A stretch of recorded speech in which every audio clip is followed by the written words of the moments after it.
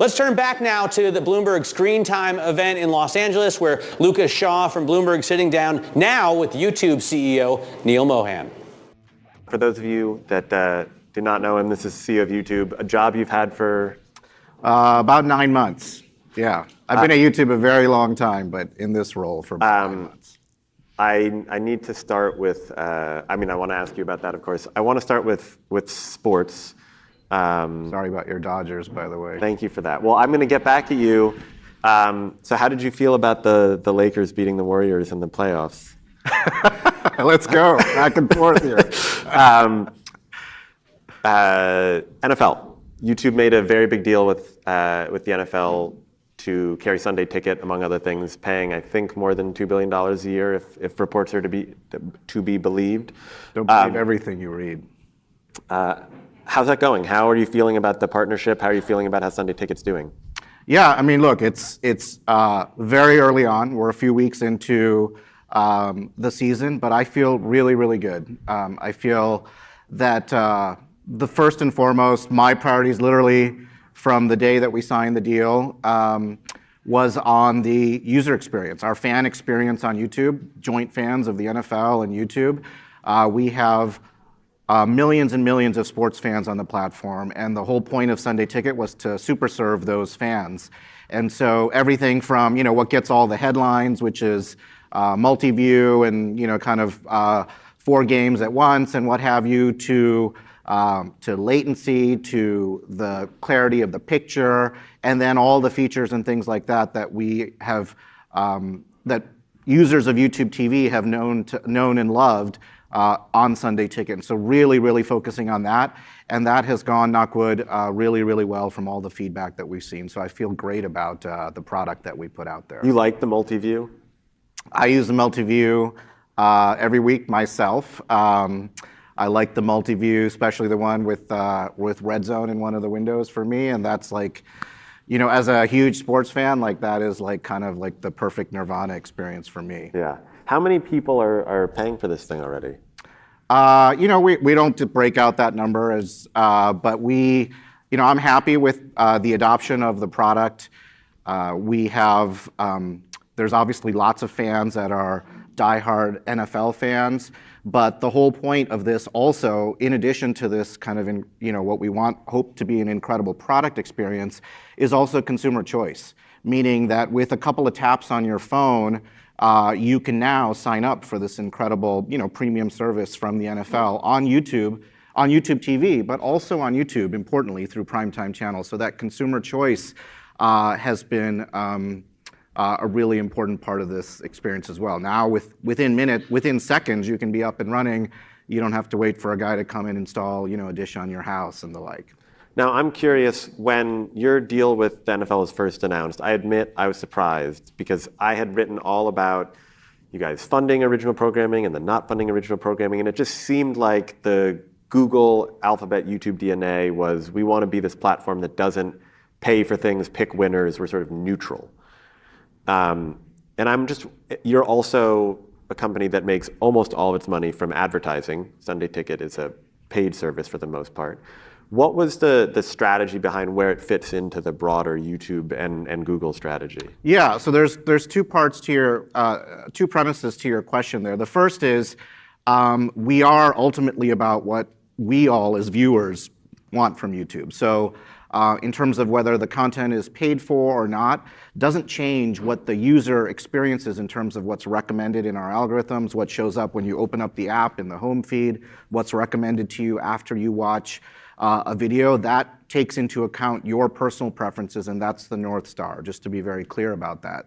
But in a strategic sense, really, it was as simple as the fact that we have, we're one of the largest sports platforms out there if you think about YouTube. Everything from our YouTube creators that are focused on sports, creators like Destroying and many, many others, to the consumption of highlights from all of these leagues for many, many years, including in-game highlights in many cases, to live sports. We've carried live sports on our platform before. Paulistão, for example, the soccer league in Brazil, various live soccer events throughout Europe. And so we have had that as part of our DNA overall.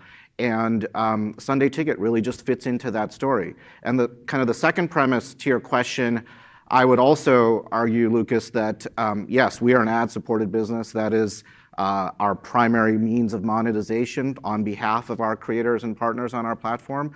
But we are also a subscription business. And YouTube TV is a meaningful part of our business. YouTube Premium, of course, is a meaningful part of our business.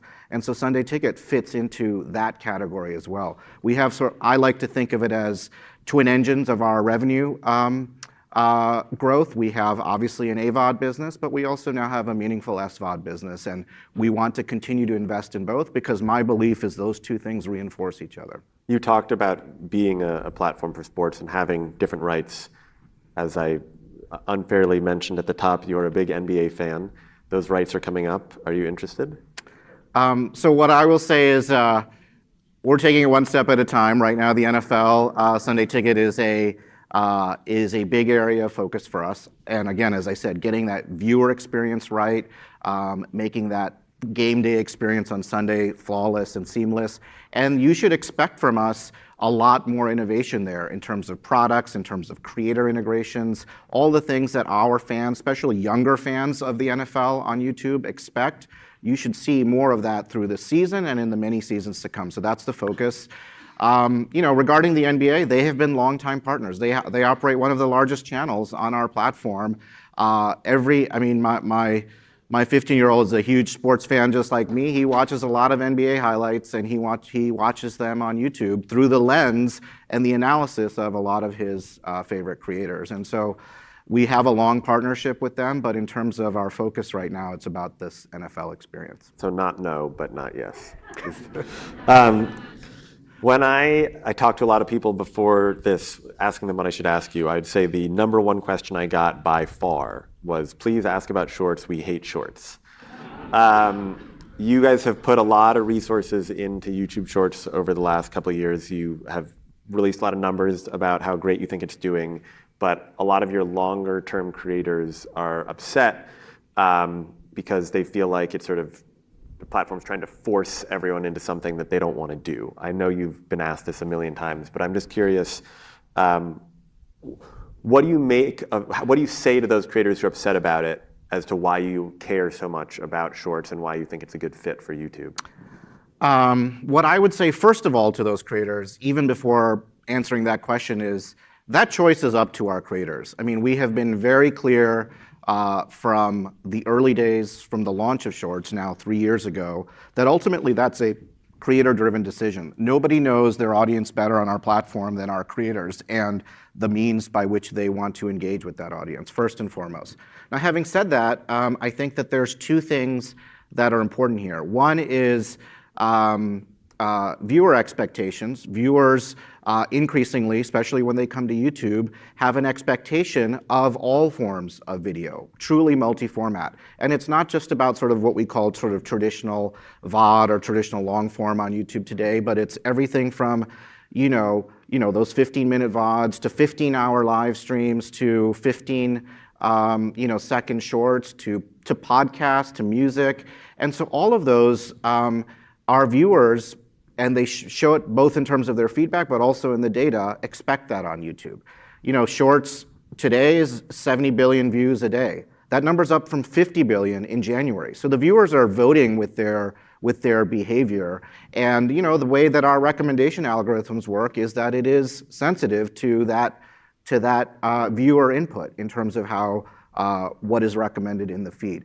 The second big thing that I would say is that creation is changing as well. Creation is much more, mobile first, of course. It's participatory in nature, and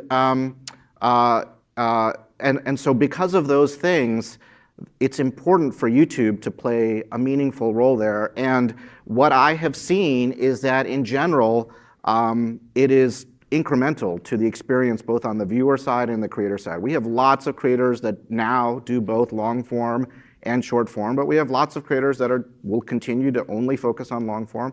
And importantly, we now have lots of creators that have a presence on YouTube, both in terms of building an audience, but also importantly in the long run, monetization through the doorway of Shorts, and that wouldn't have existed without our investment there. Okay. So that's how I would answer that. I'm curious about that. Is there, because monetization for you guys on Shorts is still very new, is there an existing company, platform, anything that has effectively monetized short form video? And we're talking what you do on Shorts, TikTok, not the traditional YouTube, which it still blows my mind because I used to think of YouTube as a short form video platform.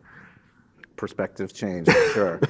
I think, so look, what I'll say is that the feedback that I get, and I spend a lot of time, not just meeting and talking with our creators, but also with advertisers. And I think that there's a lot of excitement about being able to connect with their consumers, prospective consumers, on a feed-like product like Shorts. And by the way, that is not just for kind of classic feed formats like direct response formats. It's for brand building and awareness formats as well. And we see interest and demand on both of those pieces. I would say for us, Lucas, there, honestly, we're still in the very, very early days, literally first or second inning kind of early days. There is a lot, in my experience, and before I was at YouTube, as you know, I used to run our display and video ads business at Google. And my experience is that it takes years to build up that monetization capability, because it takes years to build those ad products that advertisers are looking for. And so we're in the very early stages of that journey, but I'm quite optimistic. You mentioned your long time at Google and now YouTube. How do you see YouTube changing under your leadership? And did Susan, your predecessor, who you worked with for a very long time, give you any advice as you stepped into the role? Yeah, I mean, I think, so first of all, Susan and I have worked together forever, both in the ads business first, and then now at YouTube for the last 8 or 9 years. And she's not just a colleague, she's like a great friend and mentor of mine. And so I would say that the advice was a lot of what she and I would talk about even before the transition, which is our lifeblood at YouTube is our creators. And when I say the term creators broadly here, obviously our YouTubers, artists on our platform, our media partners, and that is really, when you walk the halls of YouTube, that is what you see in product reviews and business reviews. That is really kind of deep into our culture and DNA. And I think kind of the advice, both in terms of words and her actions, and hopefully people will see in mine, that is front and center in terms of everything we do. That's how we make decisions. Do you feel that advertisers, people in media, view creators and some of the folks who are sort of original or endemic to your platform as equal to, say, the shows that are on Netflix? Well, I'll ask you that question because you write about a lot of this. But I would say, look, I'll give you my opinion, which is I feel like that is frankly an artificial construct that was kind of maybe relevant 10 years ago. But when I meet with our partners, our creators, with our advertisers, that is, in my view, almost a relic of the past. If it comes up, I feel like it means that they're not really understanding what's going on in terms of media consumption. Because the most important part of that question is actually what viewers expect. And when you ask a young viewer, and our platform is a young platform, they don't make that distinction. The expectation is what I said earlier, which is everything from that 4-hour NFL game to that 10-hour gaming live stream to a 15-second short. There's me. My 30-minute yoga videos. Right, exactly. Their expectation is to find that that is distracting for me. I remember doing that. Almost broke my back there. This was my foray as a shorts creator with Eric, who's awesome. And so that's the viewer expectation. What do you guys think? Do you think I could be a YouTube shorts creator? I'm a very good straight man to what our creators like to do. So that's Look, I agree line. with you. I think I was in a meeting yesterday where someone asked a question that was similar to something I'd been asked a lot over the years, right? If you remember, there was briefly a video site called Quibi.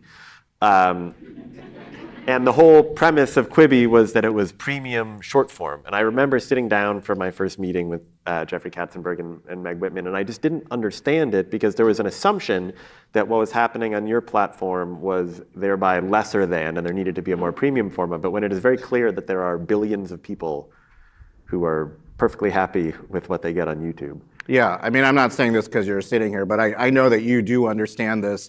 It shows up in viewer behavior. And by the way, I was just at Rhett and Link studio yesterday, Mythical, and it's amazing what they've built. I mean, it's like nearly 100 employees across all functions. It's like this hotbed of creativity. Both of them are first and foremost incredibly creative people, but they are also enormously successful business entrepreneurs as well. And that is, what they do is, the new, variety show, the new talk show. And that if you're a young person in particular, like, well, how would you think about that any differently, better or worse, or what have you? That's just what you know to consume. I would take any creator's content, pick your favorite creator. Michelle Khare, I think, is in the audience. Like her boxing documentary, put that up against any piece of content. Why shouldn't it win awards? Why shouldn't it win Emmys, right? Like that is, in order to be relevant for viewers in today's world, I think that's where the industry needs to go, to all the points you just made. Ready for a YouTube Emmy campaign. We have one audience question, and then I have to get to the key topic, which is YouTube doubling down on esports and competing with Twitch? So I will say a couple things. So gaming and gamers have been probably one of our oldest and for the longest time, most important verticals on our platform, including esports, but really across the full gamut there. A lot of what is consumed there is video on demand, which is kind of the core essence of our YouTube platform. But increasingly, a lot of that is live. And our investment there has been twofold. One is distribution, so make sure that esports gamers or gamers in general, or live streamers even more broadly, have access to audiences that they can easily be discovered. If you are a fan and one of your favorite esports or gamers is going live, we should be able to find it. And then the second is monetization capabilities. So insertion of ads and things like that, that's been a priority for us, but also alternative monetization. So our investment in things like super chat, super stickers, subscriptions, channel memberships, channel gifting, has actually, a lot of it has been born out of and driven through the gaming community. We did the audience. I do want to ask the poll question because it brings us to a topic that you spent a lot of time thinking and talking about recently, which is, you can see it behind here. Okay. Will artificial intelligence have a positive or negative effect on the creator economy? I have a feeling I know your answer. I mean, for me, I think it's going to be clearly positive. And that doesn't mean that it's not going to come with risks, by the way. I don't want to be glib about it. But I think it's going to be positive for a few reasons. And the way that we see, first of all, there's obviously a lot of conversation around artificial intelligence, particularly this year. But as you know, this has been an area that we have been investing in for many, many years. When you open up the feed and you get those recommendations, when you open up the app, what is that other than artificial intelligence? And so that is, it's like, it was the right answer, now it's shrinking. And so we've been investing in this for a very long time, both on the viewer side and the creator side. But just in general, the way I think about it, and we just announced a couple of weeks ago at our Made on YouTube event, a number of AI-powered tools. But the key word there was tools, because it is meant to be AI in service of human creativity to enable a lot of those ideas and amazing sort of creative visions that our creators have, to do it in a way that was previously impossible, now possible. And I think we're in the early days of that, but the lens by which YouTube looks at all of that is through the lens of building tools for our creators to really enhance their creativity. And that's the focus of our roadmap of everything we build there. And when you talk to your creators and your partners, one, is this a subject that comes up a lot? And two, are they as optimistic as you are, or are they more anxious about it? So when we talk with our creators and partners, there's a question of, how quickly are we going to have access to these tools? So one of the ones I remember we announced was a tool that allowed through the power of generative AI when you open up YouTube Studio and you are staring at a blank canvas, it gives you ideas for what your next video might be. So if you're a travel vlogger, you want to produce a video about your recent trip to Portugal, it kind of lays out sort of what that itinerary could look like, what the ideas are. But then the creative vision has to come from the creator, and actually execution on it has to come from creators. But creators were incredibly excited about that because it takes away not just hours, but an enormous amount of stress otherwise in terms of producing content that their audience is going to love. So that's the feedback we get from creators. There are other questions that we do get, which I'm focused on, which is, with generative AI type tools, those are tools also potentially in the hands of bad actors. What do they do with that? Deep fakes, misinformation. And as you know, that has been a very big area of investment at YouTube for many, many years. And with AI, those rules don't change. What changes is the means by which we will have to enforce the community guidelines on our platform. But that's a commitment I have, and we are very focused on making sure that we can address that. I'm curious on your perspective, because your company has went through sort of the earlier version of this, right? Where user-generated content was a new concept, and you had all these people who were upset because they thought that their stuff was being stolen, and you had a fairly contentious relationship with a lot of media companies that now seems far more harmonious. Now the company's in that position, I don't think that's so much you, because you're just policing the stuff that people upload, but the different engines and models that are sort of sucking in material. It feels inevitable that there will be some kind of both content ID system like you have and a licensing regime, but I'm wondering how you see that playing out over the next few years. Yeah, I mean, what I would say there is back to kind of the lens through which we look at all of this technology. So there's two pieces. One is, of course, being part of Google, we should be at the forefront of tools and capabilities that come out of our investment in AI, everything from the base level foundation models through our partnerships with Google Research, Google DeepMind. But the other side, which is in the YouTube DNA, to your earlier question, is we are going to do everything that we do here through the lens of partnership and through the lens of making sure that it is creator first, creative first, right, across all of our partners. And that's the way those conversations have been going. And by the way, those are not just my words. You said it. We have a track record here. We have a track record through our investment and invention of technologies like Content ID that does two things. One is that it provides control to those rights holders. But the other thing that it does is it enables monetization, creates an entirely new pie that didn't exist before on behalf of those rights holders while allowing a lot of that creative expression to happen. We have found a way to strike that balance through technology and our principles before. I'm not saying that what will get invented here looks exactly like that, because there are different characteristics of generative AI than there are to, matching two pieces of copyrighted content. But you can see how those principles might apply, those broad principles. I announced a couple of principles in terms of how YouTube is going to approach this area over the summer. I did that in partnership with the music industry, with Solution. This was your incubator? And, with Universal Music Group and Solution and I had a joint announcement around it. But that second principle that we talked about was precisely about control and monetization for artists, and that was in the context of the music industry. But you can see how that concept of really putting creatives first applies across all of YouTube. Okay, last question.